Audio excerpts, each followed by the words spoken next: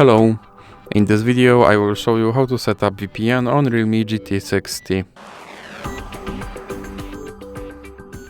So you have to start by opening your Google Play Store, then click on search and click on search bar. Now you have to type in Turbo VPN and click search, and then select this application and click install.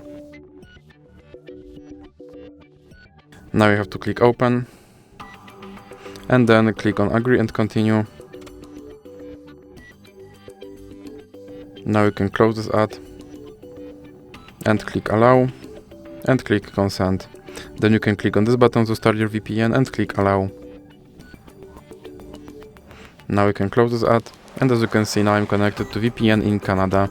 So that's it for this video. If you liked it, please remember to leave a like and subscribe.